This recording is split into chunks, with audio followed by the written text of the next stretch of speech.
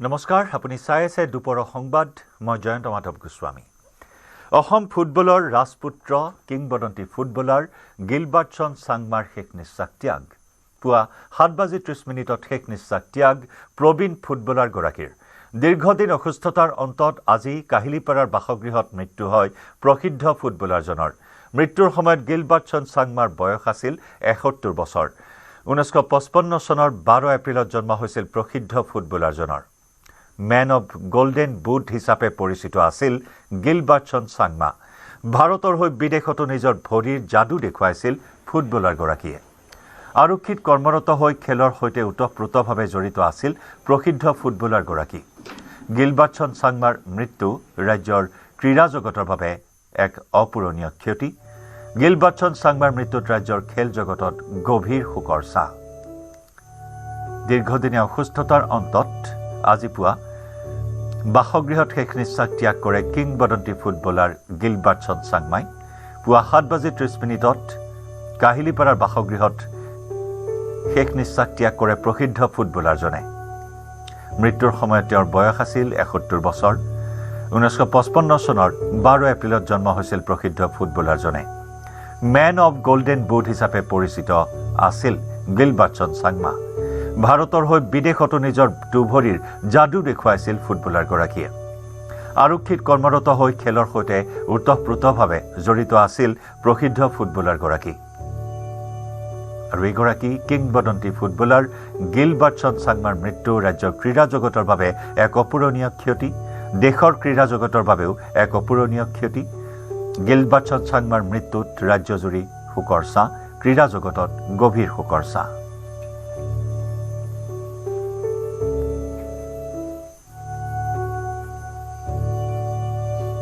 নিশ্চয়কৈ প্ৰসিদ্ধ আচলতে যি ফুটবলাৰ গিলবাৰ্টছন চাংমা ইতিমধ্যেই আজি পুৱা 7:30 বজাত নিজৰ বাসভৱনত তেওঁ দেহাৱসান হৈছে। আৰু দেখা পোৱা গৈছে তেওঁৰ যিসকল অনুৰাগী বা তেওঁৰ যিসকল ভালপোৱা বা তেওঁৰ আত্মীয় বন্ধুবৰ্গ ইতিমধ্যেই ঘৰত আহি তেওঁক শোকসন্তপ্ত পৰিয়ালক শ্ৰদ্ধাঞ্জলি জনাইছে বা তেওঁলোকক সান্তনা দিছে। এগৰাকী বন্ধু আছে তেওঁৰ, গতিকে তেওঁৰ সম্পৰ্কত জানিবলৈ য'ত যাতে আপোনাক স্বাগতম জনাইছোঁ। কিন্তু এই যি আচলতে দুখৰ ঘটনাই সমগ্ৰ ভাৰততেই অসমতে আচলতে শোকৰ ছাঁ পেলাইছে। গতিকে প্ৰসিদ্ধ যিহেতু ফুটবলাৰ আছিল, গতিকে কেনেকুৱা ধৰণে আপুনি লগ পাইছিল, তেওঁ কেতিয়াৰ পৰা লগ পাইছিল, কি ক'ব?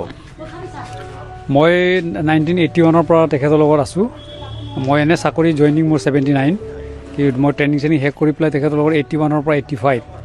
তাত আগতো আমিও ল'ৰালিকাল থাকোঁতে তেখেতৰ খেল চাবলৈ কাৰণে ইয়াৰ পৰা দৌৰি গৈছিলোঁ ষ্টেডিয়ামলৈ, নেহেৰু ষ্টেডিয়াম। তেতিয়া তেখেতলোকৰ খেল চাইছিলোঁ, বিভিন্ন ধৰণৰ প্লেয়াৰৰ। তেতিয়াৰ পৰা জানো, কিন্তু চাকৰি সূত্ৰে যেতিয়া চাকৰি হ'ল, ফুটবল খেলাৰ এটা হেঁপাহ আছিলে। ফুটবলত চিলেক্ট কৰি পেলাই তাত আমাক লৈ গ'ল দেৰগাঁৱত। একেলগে তেওঁলোকক আমি সদায় চাবলৈ মন কৰা তাত স্পষ্টকৈ আমি যেতিয়া দেখা পাওঁ, দিনক দিনে তেখেতৰ যি প্ৰেক্টিচ চাওঁ, আমি পাছিং চাওঁ, শ্বুটিং চাওঁ, পজিশ্যনিং চাওঁ ন। তো তেওঁৰ পৰাই শিকিলোঁ গোটেইখিনি।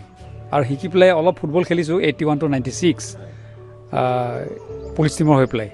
তো পুলিচ টিমৰ হৈ পেলাই বিভিন্ন ভাৰতবৰ্ষৰ ৰাজ্যত ঘূৰিছোঁ, এইবিলাক অল ইণ্ডিয়া পুলিচ বা ইষ্ট জোনেল পুলিচ হওক ন, এইবিলাক খেলত ঘূৰিছোঁ তেখেতৰ লগত।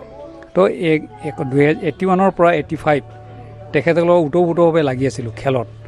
তেখেতৰ মানে যিখিনি কোৱালিটি ফুটবলৰ আজিৰ মানে চামত মানে খুব কম দেখা পায়। তেখেতৰ সম্পূৰ্ণখিনি আছিলে, পাছিং কোৱালিটি কওক, পজিশ্যনৰ কোৱালিটি কওক, শ্বুটিং এবিলিটি কওক, কেনেকৈ গ'লকিপাৰক মানে ঠগিব লাগে ন মেণ্টেলিটি লৈ পেলাই। তো সেইবিলাক কোৱালিটি আমাৰ কাৰোবাৰ লগত, এতিয়া আমাৰ লগতো সিমানখিনি নাছিলে। আমাৰ দুটা এটা আছিলে, হয়তো অলপ শ্বুটিং পাৱাৰ আছিলে, ষ্টেমিনা আছিলে আমাৰ, কিন্তু তেখেতৰ যিখিনি ভৰিত কোৱালিটি আছিলে সেইটোতো একেবাৰে নাছিলে বুলি ক'লেও ভুল নহয়। তো সেই তেখেতৰ সেইটো মানে আজিও মানে আমি পাহৰিব নোৱাৰোঁ, যেতিয়ালৈকে পৃথিৱীত থাকিম ন।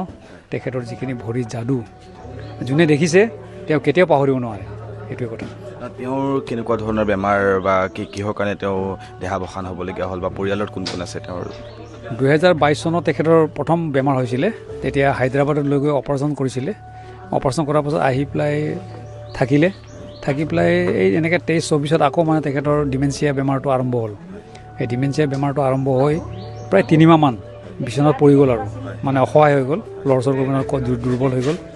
তো সেই সূত্ৰে তেখেতৰ মানে শেষ নিশ্বাস আজি ত্যাগ কৰিলে সেই সূত্ৰে। আৰু তেখেতৰ পৰিয়ালত 2জনী ছোৱালী আছে।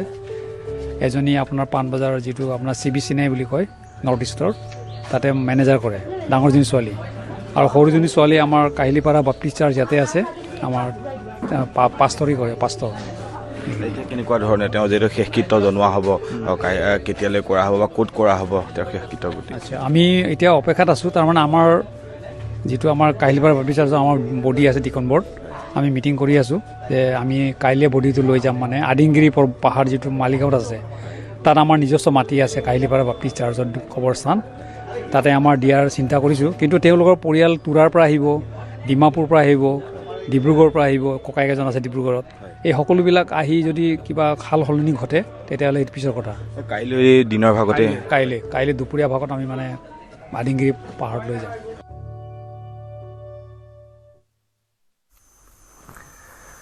কংগ্ৰেছৰ গেৰাণ্টিবোৰ কপি পেষ্ট। কংগ্ৰেছৰ গেৰাণ্টিৰ কোনো নতুনত্ব নাই, নৈতিকতা নাই কংগ্ৰেছৰ। নৈতিকতা থকা হ'লে জুবিন গাৰ্গৰ পৰিয়ালক ক্ষমা খুজিলে হয় বুলি সংবাদমেলত কংগ্ৰেছক কটাক্ষ মন্ত্ৰী পীযুষ হাজৰিকাৰ।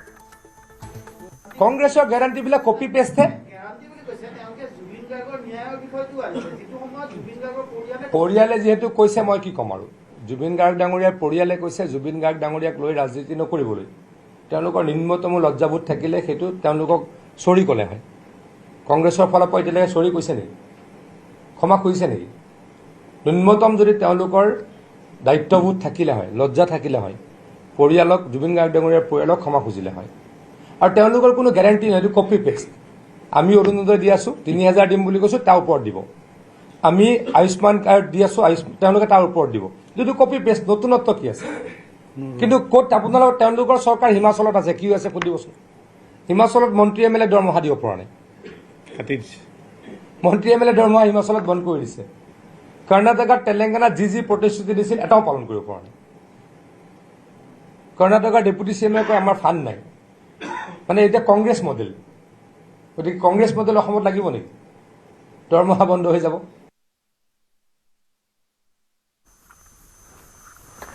ৰাজ্যত 1000 কিলোমিটাৰ নতুন মথাউৰি নিৰ্মাণ কৰা হৈছে। অসমত এতিয়া 120ৰ পৰা 150 কিলোমিটাৰ মথাউৰি নথকা ঠাই আছে। 1 বছৰৰ ভিতৰত এই মথাউৰিও বনাম। এইবাৰ মথাউৰি নতুনকৈ বৈজ্ঞানিক পদ্ধতিৰে বনাম। এনেকৈ বনালে 50 বছৰলৈ মথাউৰি নাভাগে। ৰাজ্যৰ বানপানী ৰোধ আৰু মথাউৰি নিৰ্মাণক লৈ এই মন্তব্য মন্ত্ৰী পীযুষ হাজৰিকাৰ। 5 বছৰত আমি প্ৰায় 1000 কিলোমিটাৰ নতুন মথাউৰি বনাবলৈকে সক্ষম হ'লোঁ। আৰু আপোনালোকক মই জনাব বিচাৰিছোঁ, অসমত খুব বেছি আৰু 120ৰ পৰা 150 কিলোমিটাৰ মথাউৰি বনাবলগীয়া, মথাউৰি নথকা জেগা আছে। তাত অলপ টেকনিকেল ইছ্যু আছে কাৰণে আমি এইবাৰ কমপ্লিট কৰিব নোৱাৰিলোঁ। কিন্তু আমাৰ চৰকাৰ নিশ্চয়কৈ আহিব। এই 120 কিলোমিটাৰ বা 150 কিলোমিটাৰ 1 বছৰৰ ভিতৰত নতুনকৈ মথাউৰি মাৰিম, মথাউৰি বনাম, অসমৰ ৰাইজক প্ৰতিশ্ৰুতি দিছোঁ। আমি নতুন টেকন'লজি ইণ্ট্ৰডিউচ কৰিলোঁ। আমি যি নতুন টেকন'লজি আনিছোঁ, সেই টেকন'লজিৰে মথাউৰি বনালে 50 বছৰ অতি কমেও, 70 বছৰ অতি কমেও সেই মথাউৰি আৰু বানপানীয়ে ছিঙিব নোৱাৰিব। আমি জিঅ' মেগা টিউব টেষ্ট কৰোঁ। এটা ডাঙৰ টিউব 25 মিটাৰ দীঘল। সেই 25 মিটাৰ দীঘল টিউবটোত যদি আমি বালি সোমোৱাই দিওঁ, সেইটোত প্ৰায় 20 ট্ৰাক বালি সোমায়। প্ৰকাণ্ড এটা টিউব হৈ যায়, বহুত বেছি ওজন হৈ যায়। তাক আমি প্ৰথমে লে কৰোঁ, তাৰ ওপৰত মাটি দিওঁ আৰু পৰ্যায়ক্ৰমে আমি ৰলিং কৰোঁ, ৰলাৰ দি। এতিয়া মথাউৰিৰ আমি টেকন'লজি বহুত ষ্ট্ৰংলি কৰিছোঁ, সেই মথাউৰি আৰু ভাঙিব নোৱাৰে।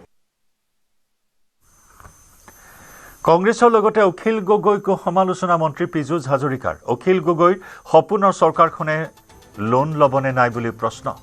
পঞ্জাৱ, কৰ্ণাটকত লোন বন্ধ কৰি দিয়াৰ আহ্বান। বাংলাদেশী মুছলমানক অৰুণোদয় দিবলৈ ক'ৰ পৰা লোন ল'ব সেইটো স্পষ্ট কৰিব লাগে বুলিও মন্ত্ৰী পীযুষ হাজৰিকাৰ মন্তব্য। প্ৰথম কথাটো মই অখিল গগৈ ডাঙৰীয়াক সুধিব খুজিম, তেওঁলোকৰ সপোনৰ চৰকাৰখনত, সেইখন চৰকাৰ নহয়, তেওঁলোকৰ হাইপথেটিকেল চৰকাৰখনত, সপোনৰ চৰকাৰখনত তেওঁলোকে লোন ল'ব নে নল'ব? তেওঁলোকে আমাক সদায় গালি পাৰে, লোন লয়। মই প্ৰথম সুধিব বিচাৰোঁ যে তেওঁলোকে যদি ক'ৰবাত কেতিয়াবা চৰকাৰ বনায়, তেওঁলোকে লোন ল'ব নে নল'ব? আৰু তেওঁলোকে ক'ব নেকি যে পঞ্জাৱত অপজিশ্যনৰ চৰকাৰ আছে, লোন বন্ধ কৰি দিব লাগে, হিমাচল প্ৰদেশে লোন ল'ব নালাগে, কৰ্ণাটকাই লোন ল'ব নালাগে, তেলেংগানাই লোন ল'ব নালাগে, তেওঁলোকে এই কথাকেইটা আগে ক'ব লাগে। আৰু যদি তেওঁলোকে এনেকৈ বাংলাদেশীয় মূলৰ অনুপ্ৰৱেশকাৰীক অৰুণোদয় দিব খোজে, ক'ৰ টকাৰে দিব প্ৰথম সেইকেইটা কথা ক'ব লাগে।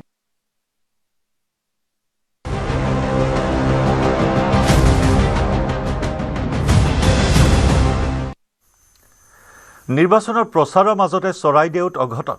জয় ভাৰত পাৰ্টিৰ সমৰ্থকৰ আক্ৰমণত নিহত বিজেপি কৰ্মী, লাঠিৰে মৰিয়াই হত্যা বিজেপি কৰ্মী খুদকণ বৰাক। জয় ভাৰত পাৰ্টিৰ সমৰ্থক তিলেশ্বৰ মুৰ্মুৰ বিৰুদ্ধে হত্যাৰ অভিযোগ। এই ঘটনাক কেন্দ্ৰ কৰি সমগ্ৰ অঞ্চলজুৰি চাঞ্চল্য উত্তেজনা অব্যাহত আছে। ইতিমধ্যে অভিযুক্ত তিলেশ্বৰ মুৰ্মুক আটক কৰি বৰহাট আৰক্ষীয়ে অব্যাহত ৰাখিছে ঘটনাৰ তদন্ত।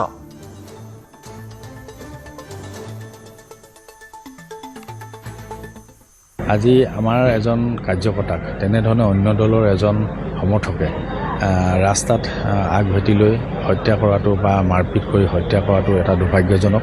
আমাৰ সোণাৰী সমষ্টিত নজিৰবিহীন এটা ঘটনা হ'ল বুলি মই ভাবিছোঁ। কোনোদিন এনেকুৱা সংঘাত হোৱা নাছিল। ৰাজনীতি ক্ষেত্ৰখনত এনেধৰণে হিংসাই ৰাজনীতি কৰিব নাপায়। আৰু অন্ততঃ আমি যিহেতু এখন অসমত সকলো জাতি জনগোষ্ঠীয়ে বাস কৰিছোঁ, সমিল মিলি আছোঁ অসমীয়া জাতি হিচাপে। গতিকে আমি তেনেধৰণে বাস কৰা অসমখনত এই অসমীয়া জাতিটোৰ মাজত ভাতৃঘাতী সংঘৰ্ষ, গোষ্ঠীগত সংঘৰ্ষ হোৱাটো কোনো কাৰণতে এইটো গ্ৰহণযোগ্য নহয়। ইফালে চামগুৰি সমষ্টিটো ব্যাপক নিৰ্বাচনী হিংসা। চামগুৰি সমষ্টিৰ কাঠপাৰাত দুৰ্বৃত্তই লণ্ডভণ্ড কৰে বিজেপিৰ নিৰ্বাচনী কাৰ্যালয়। বিজেপিৰ প্ৰাৰ্থী অনিল শইকীয়াৰ নিৰ্বাচনী কাৰ্যালয়ৰ বেনাৰ পোষ্টাৰ ফালি পেলায় দুৰ্বৃত্তই। নিশাৰ অন্ধকাৰত দুৰ্বৃত্তই ভাঙি লণ্ডভণ্ড কৰে নিৰ্বাচনী কাৰ্যালয়টো। এই ঘটনাত কংগ্ৰেছ কৰ্মী জড়িত থকাৰ অভিযোগ বিজেপি কৰ্মীৰ। ৰূপহীহাট আৰু আমবাগান আৰক্ষীয়ে চলাইছে ঘটনাৰ তদন্ত।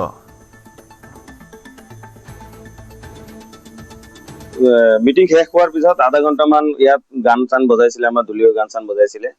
বজোৱাৰ পিছত ইয়াত আহি বাধা দিছে যে ইয়াত গান বাদ্য বাজনা হ'ব নোৱাৰিব, আৰু বক্স যিকেইটা আমি আনিছিলো ভাড়া কৰি আমি ঘূৰাই দিছো। দিয়াৰ পিছত যোৱাকালি ইয়াত দুটা ডাঙৰ ডাঙৰ বক্স আনিছে, আনি ইয়াত বহুত হুলস্থুল কৰিছে, গান চান বজাইছে। এইটো এই মালিক পুলিচৰ ঘৰত বজাইছে। বজোৱাৰ পিছত ইয়াত ফ্লেক্স একো লগাইছে, কংগ্ৰেছৰ হয় ফ্লেক্স একো লগাইছে। লগাৰ পিছত আজি ৰাতিপুৱা আহি চাইছো আমাৰ অফিচটো ইয়াত। এতিয়াতো আপুনি ভিডিঅ' ল'লেই, ইয়াত অফিচটো আমাৰ ভাঙি দিছে। এতিয়া কোনে ভাঙি দিছে এইটো তদন্ত তোলাব। আমাৰ পুলিচ প্ৰশাসন আহিছে, আৰু পুলিচ প্ৰশাসনক এটাই অনুৰোধ জনাইছো, এইটো আমাৰ উচিত তদন্ত কৰি দিব লাগে।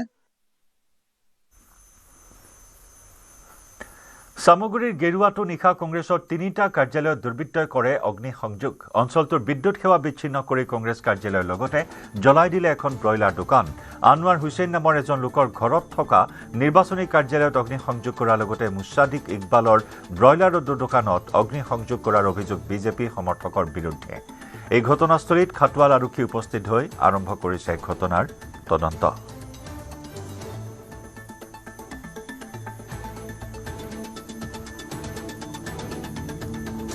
দিনত লগাইছো, ৰাতি সিহঁতে চব প্লেট খুলি পেলাই দিছে। যোৱা নিশা কাৰ্যালয় জ্বলাইছে। ইয়াৰ 3টা মানে এটা কাৰ্যালয়ৰ পৰা নি আৰু এটা ঘৰত থৈ জুই লগাই দিছে। এই দোকান, এইটো ব্ৰইলাৰ দোকান আছিল, এই দোকানত থৈ জুই লগাই দিছে। না কাৰ্যালয় নাছিল, কাৰ্যালয় এই আমাৰ ঘৰত আছিল। ঘৰৰ পৰা ইয়াতো লগাইছে, আমাৰ সন্মুখতো লগাইছে জুই, আৰু এই দোকানটোত নিজ জ্বলাইছে। 3 জেগাত কৰিছে। চিপাঝাৰৰ কটাহী ধূপৰতলত নিৰ্বাচনী হিংসা। বিজেপি সমৰ্থকক মাৰপিট কংগ্ৰেছৰ সমৰ্থকৰ তপেশ্বৰ ডেকা আৰু নাৰায়ণ ডেকা নামৰ লোক দুজনক কংগ্ৰেছ সমৰ্থক ৰাজীৱ ডেকা আৰু ধনমণি ডেকাই প্ৰহাৰ কৰাৰ অভিযোগ। ধূপৰতল শিৱ মন্দিৰত কংগ্ৰেছ প্ৰাৰ্থী বিনন্দ শইকীয়াৰ নিৰ্বাচনী প্ৰচাৰ সভা অনুষ্ঠিত হৈছিল। শিৱ মন্দিৰলৈ যোৱা বিজেপি সমৰ্থক তপেশ্বৰ ডেকাক প্ৰথমে মাৰপিট কৰে আৰু বাধা দিয়াত নাৰায়ণ ডেকাকো মাৰপিট কৰে। এই ঘটনাই উত্তপ্ত কৰি ৰাখিছে চিপাঝাৰৰ ৰাজনৈতিক পৰিৱেশ। ধন ডেকা বুলি কোৱা ল'ৰা এটা বাইক এখন লৈ আহি বাইকৰ পৰা নামছি আৰু ঢাপ ঢুপ মাৰছি। তাৰপৰা ৰাজীও মন্দিৰৰ ভিতৰৰ পৰা ওলাই আহি মোক তাৰমানে অলপ পহা কৰিছে, আৰু দাঁত দুটা মোৰ হলকি গৈছে, আৰু বুকত 2 গুৰি মাৰছি। এতিয়া বুকখন মই উঘালি অলপ দুখ পাওঁ। কিন্তু কষ্ট মাথাটো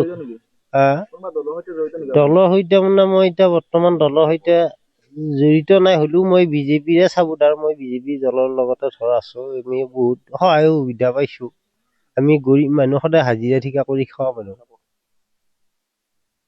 মন্দিৰত গৈছে, যাৱাৰ পিছত মানে বিনন্দ শইকীয়াৰ গুণ্ডা বাহিনীয়ে তেওঁক আগুৰি মানে প্ৰায় 5-6 জনীয়া এটা দুৰ্বৃত্তৰ দলে তেখেতক উপৰ্যুপৰি মাছি মানে বহুত মাছি আৰু তেখেতৰ মানে দাঁত পাত ভাঙি দিছে আৰু বুকত আঘাত পাইছে, মুখেদি তেজ গৈছে। যোৱাৰ পিছত আমি কেইজনমান মানে ব্যক্তিয়ে আমি লগে লগে 108 মাতিলোঁ। মাতাৰ পিছত আমি তেখেতক বৰিচুকা হস্পিটেলত ভৰ্তি কৰিছোঁ। এতিয়া বৰ্তমান অৱস্থাত বৰিচুকা হস্পিটেলৰ পৰা তেখেতক ৰেফাৰ দিছে, আচলতে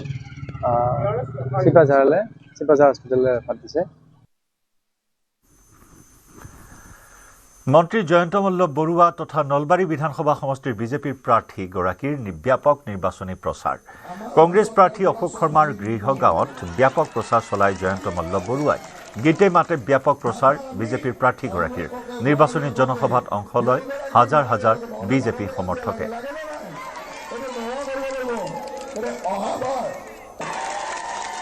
এই বৰপুৰা অঞ্চলটো আমাৰ বিৰোধী দলৰ প্ৰাৰ্থীগৰাকীৰ ঘৰ আৰু ইয়াত সকলো ৰাইজ প্ৰতিটো পৰিয়ালৰ পৰা হিলদল মানুহ ওলাই আহিছে। তাৰ মানে কংগ্ৰেছ দলটোক আজিৰ তাৰিখত এই ওচৰ চুবুৰীয়াক কিমান বেয়া দৃষ্টিৰে চাব বা কিমান ঘৃণাৰ দৃষ্টিৰে চাই সেইটো চাম। কাৰণ চাবই, নলবৰীয়া মানুহ হ'ল স্বাভিমানী মানুহ, জাতীয়তাবাদী মানুহ, ৰাষ্ট্ৰক ভাল পোৱা মানুহ, দেশপ্ৰেমৰ কাৰণে জীৱন দিবৰ কাৰণে তৈয়াৰ থাকে। সেই নলবাৰীৰ মানুহে যেতিয়া কোনোবা পাকিস্তানী প্ৰেমীৰ লগত ঘূৰিব, নিজৰ পৰিয়ালৰ 4টা মানুহৰ 3টাই বিদেশী, তাকো স্বদেশী কৰিব নোৱাৰা মানুহ এজনৰ নেতৃত্বৰ পিছত দৌৰিব, তেনেকুৱা মানুহক নলবাৰীৰ মানুহে ঘৃণা কৰে। নলবাৰীৰ মানুহ কেতিয়াও তাৰ পিছে পিছে নাযায়। ইফালে কংগ্ৰেছ প্ৰাৰ্থী আসিফ নজৰক লৈ লাহৰীঘাটত পুনৰ উত্তপ্ত পৰিস্থিতি। কংগ্ৰেছ সমৰ্থকে বিৰোধিতা কৰিলে কংগ্ৰেছৰ প্ৰাৰ্থীজনৰ। আসিফ নজৰ গো বেক ধ্বনিৰে উত্তাল কৰি তোলে পৰিৱেশ। নিৰ্বাচনী প্ৰচাৰ চলাবলৈ গৈ অনাহুত পৰিস্থিতিৰ সন্মুখীন হ'ল আসিফ নজৰ। আৰক্ষী উপস্থিত হৈহে নিয়ন্ত্ৰণ কৰিবলগীয়া হয় পৰিস্থিতি।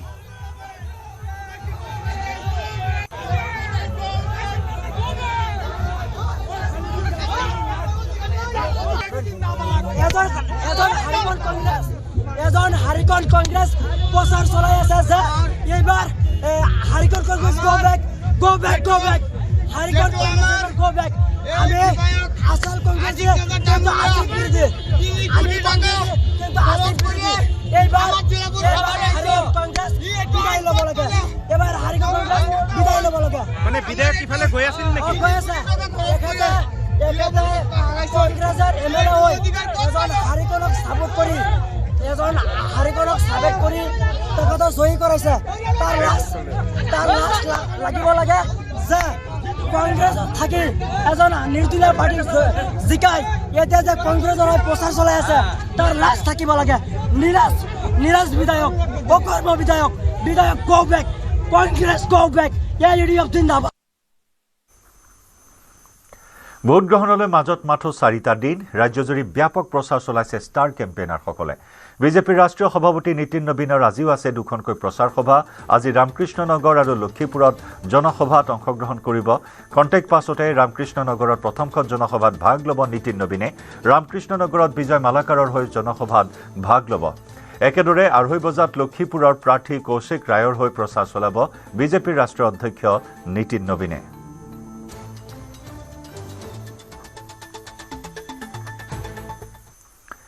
নলবাৰীৰ টিহু সমষ্টিৰ NDA প্ৰাৰ্থী চন্দ্ৰমোহন পাটোৱাৰীৰ ৰেলী।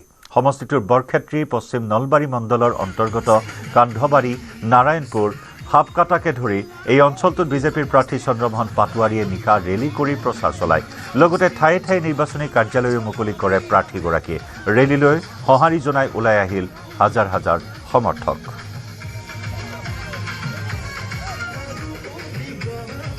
নতুন হয় এই অঞ্চলবিলাক, গতিকে আজি আমাৰ এই অঞ্চলটোৰ বৰক্ষেত্ৰৰ পৰা আহিলে এই অঞ্চলত আমি নিৰ্বাচনী প্ৰচাৰ চলালোঁ আৰু এই নিৰ্বাচনী প্ৰচাৰত ৰাইজে যথেষ্টখিনি সহযোগ কৰিছে আৰু উৎসাহ, ৰাইজৰ বহুখিনি উৎসাহ দেখা গৈছে। গতিকে ৰাইজক মই ধন্যবাদ দিছোঁ, সকলো ৰাইজক, যে তেওঁলোকে যে আজি এই ভাৰতীয় জনতা পাৰ্টীৰ সপক্ষে অৰ্থাৎ আমাৰ NDAৰ সপক্ষে সকলো ৰাইজে ওলাই আহিছে। উন্নয়ন, আমাৰ যিটো বিগত দিনত আমাৰ উন্নয়ন আৰু সুৰক্ষাৰ স্বাৰ্থ, গতিকে তাৰ কাৰণে মই সকলোকে ধন্যবাদ দিছোঁ এই অঞ্চলৰ ৰাইজক।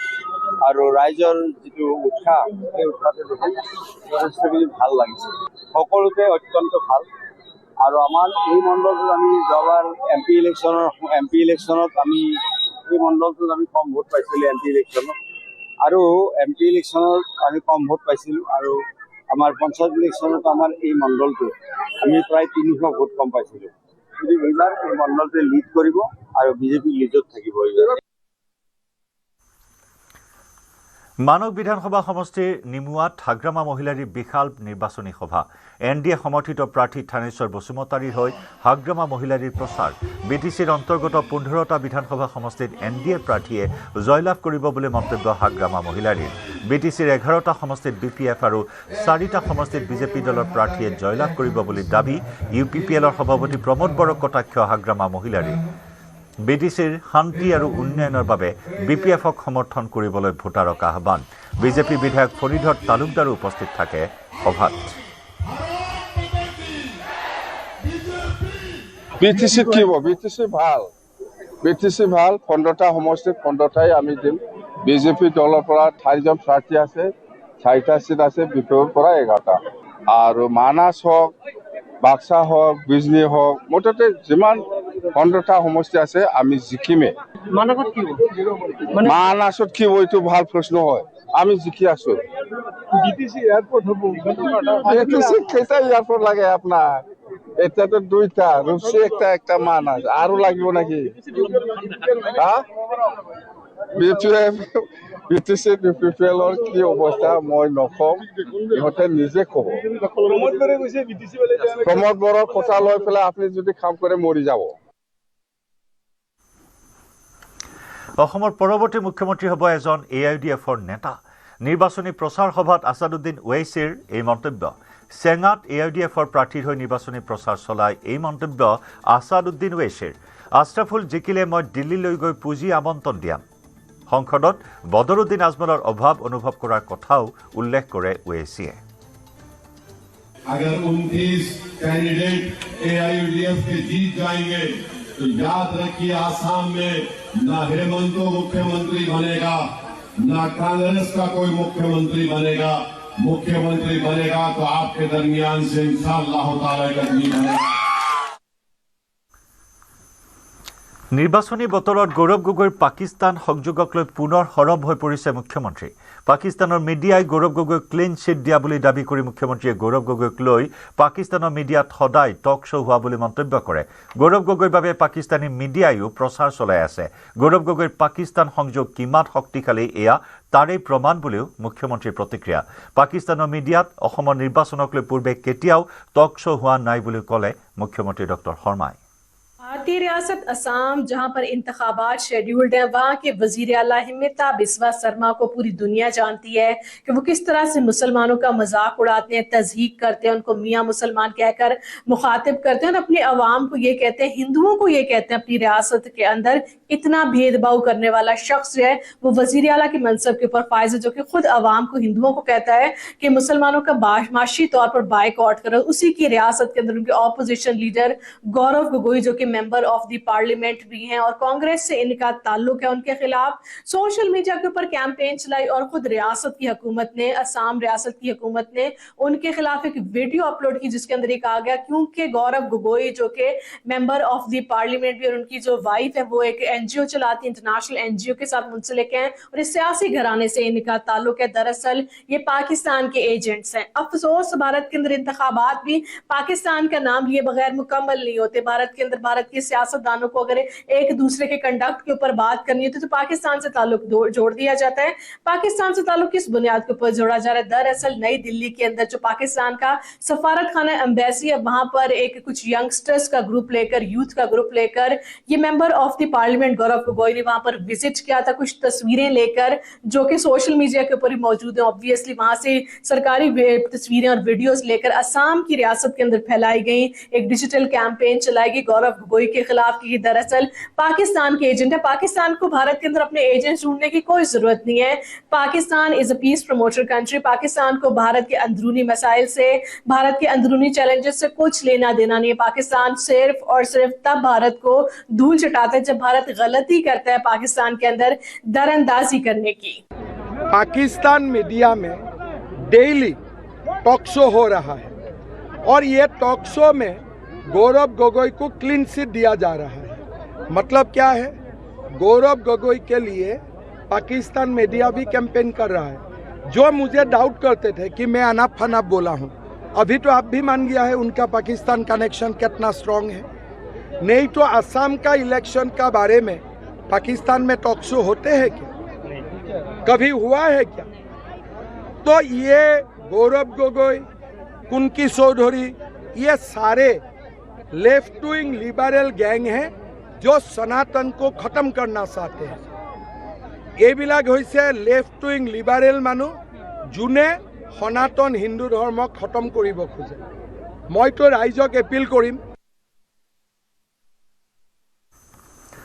ৰাহুল প্ৰিয়ংকাৰ অসম ভ্ৰমণক লৈ কটাক্ষ মুখ্যমন্ত্ৰীৰ মতে অনাগত নিৰ্বাচনত কংগ্ৰেছ পৰাজিত হ'ব বুলি গম পাইছে ৰাহুল প্ৰিয়ংকাই। সি আহিব লাগে, আহি গ'ল, এতিয়া কেৰালা পালেগৈ আৰু তেওঁলোক নাহে বুলিও মুখ্যমন্ত্ৰীৰ মন্তব্য।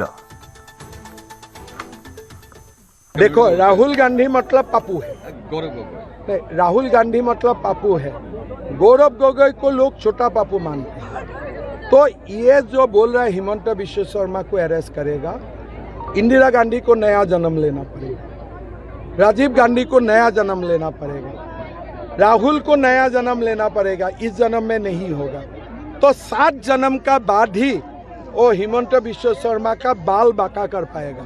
राहुल गांधी और प्रियंका गांधी 2 दिन के प्रचार में आके वो चला गया, अभी एलिगेशन उठा रहे हैं, क्या बोल रहे हैं? देखिए, दोनों एक बार आए थे, आने का जरूरत है, आ गया। क्या वो बराक वैली में आया, क्या वो गुवाहाटी में आया, क्या वो नलबारी में आया? तो उनको भी मालूम है कि हम हारने वाला हूँ। तो ऐसे खुश करने के लिए दोनों 2 मीटिंग करके चला गया। अभी केरला चला गया और नहीं आएगा। নিশা বঙাপাৰাত জুৱেলাৰী ব্যৱসায়িক ডকাইতি। মাৰণাস্ত্ৰ দেখুৱাই ডকাইতে লুটি নিয়ে গহনাৰ বেগ। 6জনীয়া ডকাইতে লুটপাত চলাই সন্তোষ সাহাক। ৰঙাপুৰাৰ নিতেশ জুৱেলাৰীৰ স্বত্বাধিকাৰী সন্তোষ সাহা নিশা বিপণী বন্ধ কৰি ঘৰলৈ গৈ আছিল ব্যৱসায়ীজন। ৰঙাপুৰাত সংঘটিত হৈছে এক চাঞ্চল্যকৰ ডকাইতিৰ ঘটনা। এজন গহনা ব্যৱসায়ীক লুটপাত চলালে দুৰ্বৃত্তৰ দলে। নিশা বিপণী বন্ধ কৰি ঘৰলৈ গৈ আছিল ব্যৱসায়ীজন। বাইক আবদ্ধ কৰি ডকাইতে মাৰপিট কৰে ব্যৱসায়ীজনক। মাৰণাস্ত্ৰ দেখুৱাই গহনাৰ বেগ লৈ উধাও হ'ল ডকাইতৰ দল। ৰঙাপুৰা আৰক্ষীয়ে ইতিমধ্যে ঘটনাৰ তদন্ত অব্যাহত ৰাখিছে।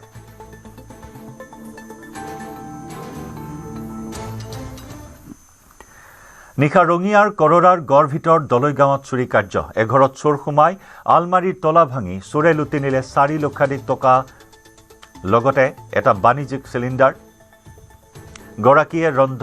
গৰাকীয়ে বন্ধন বেংকৰ পৰা ঋণত লৈছিল এই ধন।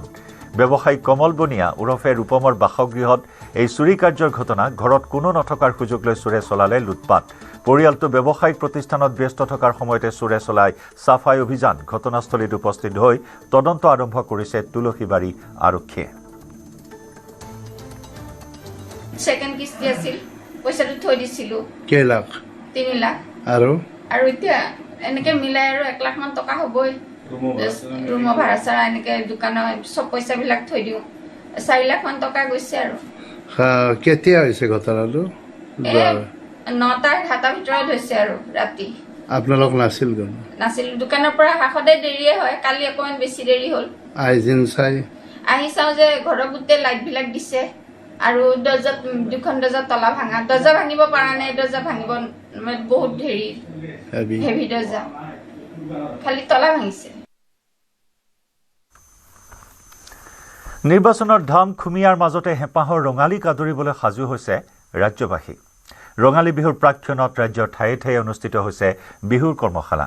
ফুলগুৰি আঞ্চলিক ৰঙালী বিহু উৎসৱ উদযাপন স্থায়ী সমিতিৰ উদ্যোগত আৰু 50 সংখ্যক ফুলগুৰি আঞ্চলিক ৰঙালী বিহু উৎসৱ উদযাপন সমিতিৰ সহযোগত আয়োজিত 15 দিনীয়া বিহু কৰ্মশালাৰ সফল সামৰণি।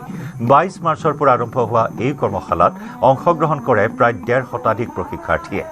15 দিনীয়া প্ৰশিক্ষণৰ অন্তত সামৰণি অনুষ্ঠানত বিহু প্ৰদৰ্শন কৰে প্ৰশিক্ষাৰ্থীসকলে।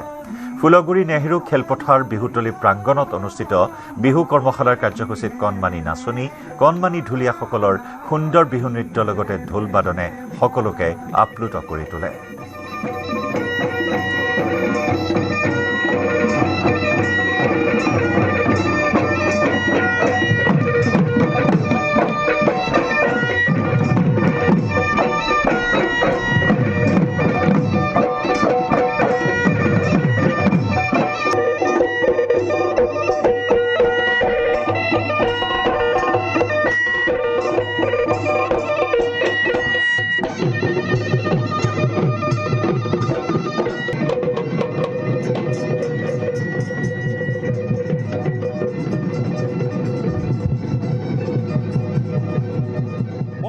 উপস্থিত আছো ৰহাৰ ফুলগুৰি অঞ্চলত আৰু ইয়াৰ ফুলগুৰি যি 50 সংখ্যক ফুলগুৰি আঞ্চলিক ৰঙালী বিহু উৎসৱ উদযাপন সমিতি সহযোগত আৰু ফুলগুৰি আঞ্চলিক ৰঙালী বিহু উৎসৱ উদযাপন স্থায়ী সমিতিৰ উদ্যোগত যি 15 দিনীয়া বিহু কৰ্মশালা অনুষ্ঠিত হৈছিল সেই বিহু কৰ্মশালাৰ আজি অন্তিমটো দিন আৰু অন্তিমটো দিনৰ পৰিৱেশ মই দেখুৱাইছো।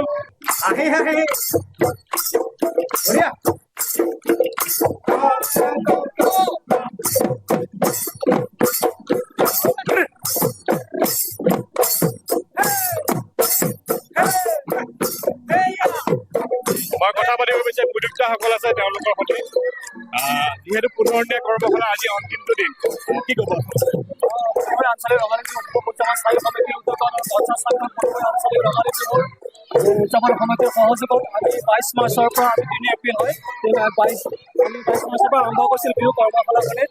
ইয়াত 70ৰো অধিক ছাত্ৰ ছাত্ৰীয়ে অংশগ্ৰহণ কৰিছে। আমি বহুত সুখী এই সুযোগতে ফুলগুৰি আঞ্চলিক ৰঙালী বিহু উদযাপন সমিতিৰ তৰফৰ পৰা সমূহ ৰাইজলৈ আগতে ৰঙালী বিহুৰ আমি আমাৰ শুভেচ্ছা জ্ঞাপন কৰিছোঁ। লগতে অভিভাৱকসকলকো মই শুভেচ্ছা জ্ঞাপন কৰিছোঁ কাৰণ তেওঁলোকৰ সৰু সৰু ল'ৰা ছোৱালীখিনি আহি পেলাই আমাৰ এই কৰ্মশালা অংশগ্ৰহণ কৰিছে। তাৰ বাবে বহুত বহুত ধন্যবাদ জ্ঞাপন কৰিছোঁ। আপোনালোকৰ চেনেলৰ জৰিয়তে এইটো জনাব বিচাৰিছে অহা 18 আৰু 19 এপ্ৰিলত এই নেহৰু খেলপথাৰ বিহুতলীতে আমি দুদিনীয়া বৰ্ণাঢ্য কাৰ্যসূচী ৰঙালী বিহু উৎসৱটি আমি আয়োজন কৰিছোঁ। সেই গতিকে অঞ্চলৰ সমূহ ৰাইজৰ আমি সহায় সহযোগিতা কামনা কৰিছোঁ। ধন্যবাদ।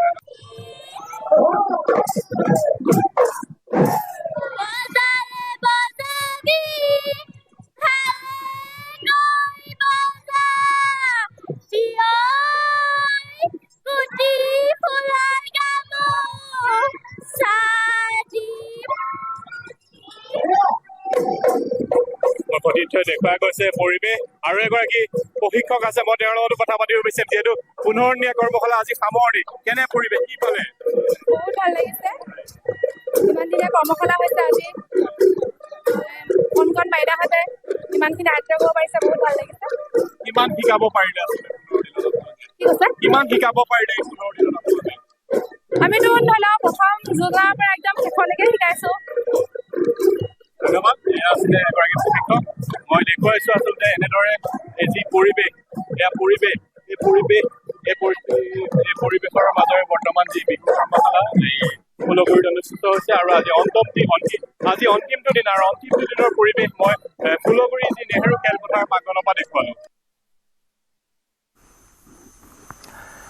হৰমুজ প্ৰণালীৰ পাছত এইবাৰ বাব এল মাণ্ডেব হৰমুজ প্ৰণালী বন্ধ কৰি বিশ্বৰ তেলৰ বজাৰত জোকাৰণি সৃষ্টি কৰাৰ পাছত ইৰাণে এইবাৰ লক্ষ্য কৰি লৈছে লোহিত সাগৰ আৰু সুৱেজ খালৰ দুৱাৰমুখস্বৰূপ বাব এল মাণ্ডেব প্ৰণালী। ইৰাণে স্পষ্টকৈ ইংগিত দিছে যদিহে পশ্চিমীয়া দেশসমূহে দেশখনৰ ওপৰত চাপ অব্যাহত ৰাখে তেন্তে ইৰাণে হৰমুজ প্ৰণালীৰ দৰে বাব এল মাণ্ডেব প্ৰণালী অৱৰোধ কৰিব। ইৰাণৰ এই পৰিকল্পনাৰ মূল কাণ্ডাৰী হ'ব ইয়েমেনৰ হুথি বিদ্ৰোহী। ইৰাণ সমৰ্থিত এই বিদ্ৰোহী গোটে ইতিমধ্যে লোহিত সাগৰত আতংকৰ সৃষ্টি কৰি আহিছে। যদিহে বাব এল মাণ্ডেব বন্ধ হৈ পৰে তেন্তে সুৱেজ খালেৰে হোৱা বিশ্ব বাণিজ্য সম্পূৰ্ণৰূপে স্তব্ধ হৈ পৰিব। বিশ্বৰ প্ৰায় 12% বাণিজ্য বাব এল মাণ্ডেব প্ৰণালীৰে হয়। গতিকে এই গুৰুত্বপূৰ্ণ সমুদ্ৰ পথটো বন্ধ হৈ পৰিলে তেলৰ দাম আকাশলংঘী হৈ পৰিব। খাৰুৱা তেলৰ দাম প্ৰতি বেৰেলত $100 পৰা $150 পৰ্যন্ত হ'ব পাৰে। বাব এল মাণ্ডেব অৱৰুদ্ধ হৈ পৰিলে জাহাজসমূহ আফ্ৰিকা মহাদেশ হৈ ঘূৰি আহিবলগীয়া হ'লে পৰিবহণ খৰচৰ বাবদ অত্যাৱশ্যকীয় সামগ্ৰীৰ দাম বৃদ্ধি পাব। বিশেষজ্ঞৰ মত অনুসৰি ইৰাণে এই দুয়োটা গুৰুত্বপূৰ্ণ জলপথ বন্ধ কৰি দিলে কেৱল ইজৰাইল বা আমেৰিকাৰ বাবে সমস্যা নহয় বৰং সমগ্ৰ বিশ্বৰ বাবে এক অৰ্থনৈতিক মহামাৰী সদৃশ হ'ব। ভাৰতৰ দৰে দেশসমূহৰ ওপৰতো ইয়াৰ বিৰূপ প্ৰভাৱ পৰিব পাৰে। ইৰাণৰ এই ৰণকৌশলে এতিয়া সমগ্ৰ বিশ্বতেই ইন্ধনৰ নাটনি আৰু মূল্যবৃদ্ধিৰ আশংকা তীব্ৰতৰ কৰি তুলিছে। সংকটত পেলাইছে ইৰাণক জোকাই লোৱা আমেৰিকা আৰু ইজৰাইলকো।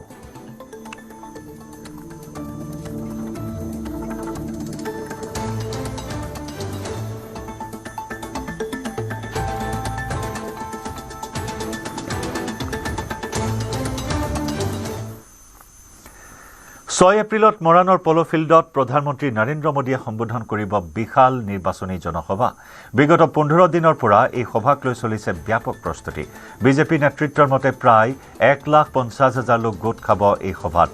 দিনৰ 2 বজাত এই জনসভা সম্বোধন কৰিবলগীয়া নৰেন্দ্ৰ মোদীয়ে ডিব্ৰুগড়ৰ লগতে শিৱসাগৰ সমষ্টিকেইটাৰ হৈ চলাব প্ৰচাৰ। বিকুল ডেকা আছে বিজেপিৰ জ্যেষ্ঠ নেতা নাহৰকটীয়াৰ। আমি তেওঁৰ সৈতে পোনপটীয়াকৈ কথা পাতিম, কাৰণ তেওঁলোকে অহৰহভাৱে এই যি প্ৰস্তুতি তাত লাগি আছে। কেনেধৰণে কৰা হৈছে প্ৰস্তুতি আৰু কি থাকিব গুৰুত্বপূৰ্ণ বিষয়? চাওক, অহা ইংৰাজী 6 এপ্ৰিল তাৰিখে দেশৰ প্ৰধানমন্ত্ৰী নৰেন্দ্ৰ মোদী ডাঙৰীয়া মৰাণ প'ল' ফিল্ডত উপস্থিত হ'ব। আমি 9টা সমষ্টিক সামৰি এই সভাখন আমি ইয়াত আয়োজন কৰিছোঁ। আমাৰ ডিব্ৰুগড় জিলাৰ 6টা সমষ্টি, শিৱসাগৰ জিলাৰ নাজিৰা, চৰাইদেউ জিলাৰ আপোনাৰ সোণাৰী আৰু মাহমৰা 9টা সমষ্টিক সামৰি পিনে এই সভাখন অনুষ্ঠিত কৰিব লৈছোঁ। আমি প্ৰায় 1,30,000 মানুহ গোটোৱাৰ কাৰণে, ইয়াত সমবেত হোৱাৰ কাৰণে আমি প্ৰস্তুতি চলাইছোঁ। তাৰ প্ৰস্তুতিৰ অংশ হিচাপে চেপন মহাবিদ্যালয়ত ইতিমধ্যে আমাৰ 3খনকৈ হেলিপেড নিৰ্মাণ হৈ আছে। আমাৰ ইয়াতে আপোনালোকে ইয়াত দেখিব পাইছে যে আমি 60,000 মানুহ বহিব পৰাকৈ আমি ব্যৱস্থা কৰিছোঁ। সকলো মানুহ বহিব দিয়াটো সম্ভৱ নহয়, তথাপিতো আমি 60,000 মানুহ ইয়াত যাতে ভালকৈ বহি এই সভাখন যাতে মানে সফল কৰি তুলিব পাৰে, তাৰ কাৰণে আমি ব্যৱস্থা লৈছোঁ। আমাৰ লগত মিডিয়া বিভাগৰো লোক আছে বিজেপিৰ, আমি তেওঁৰ সৈতে কথা পাতিম। বিষ্ণু কোচ আছে। গোটেই প্ৰস্তুতি সম্পৰ্কে কেনেকৈ চমুকৈ যদি আমি প্ৰস্তুতি এতিয়া আপোনালোকেতো ইয়াত আহি দেখিছেই, এটা দ্ৰুতগতিত এটা প্ৰস্তুতি চলি আছে। আৰু এই সভাখনে ভাৰতীয় জনতা পাৰ্টীৰ প্ৰত্যেকগৰাকী কাৰ্যকৰ্তা আৰু সকলো স্তৰৰ জনতাক উৎসাহিত কৰিব। আৰু আগন্তুক দিনত অৰ্থাৎ 2026ৰ যি নিৰ্বাচনত, এই নিৰ্বাচনত আমাৰ যিটো লক্ষ্য, আমাৰ যিটো কনচেপ্ট, এই কনচেপ্টটোত 100% নিশ্চিত কৰা আৰু সফল কৰি তোলাত এই সভাখনে অৰিহণা যোগাব। কেইদিনৰ পৰা চলি আছে প্ৰস্তুতি চলি আছে? এইটো আমাৰ আজি 10-15 দিনৰ আগৰ প্ৰস্তুতি, এতিয়া আজি অব্যাহত আছে, আপোনালোকে দেখিছে। এটা পষেকজোৰা প্ৰস্তুতি চলিছে, যিহেতু বৃহৎ সভা হ'ব, নিৰ্বাচনী ৰণদংকা। দেশৰ প্ৰধানমন্ত্ৰীগৰাকীয়ে ডিব্ৰুগড়ৰ এই মৰাণৰ এই ভূমিৰ পৰা ৰণধংকা বজাব বিজেপিয়ে, আৰু তাৰ বাবেই এই বৃহৎ আয়োজন। আমি খবৰৰ ধাৰা অব্যাহত ৰাখিম। সময় হৈছে এটি চমু বাণিজ্যিক বিৰতি।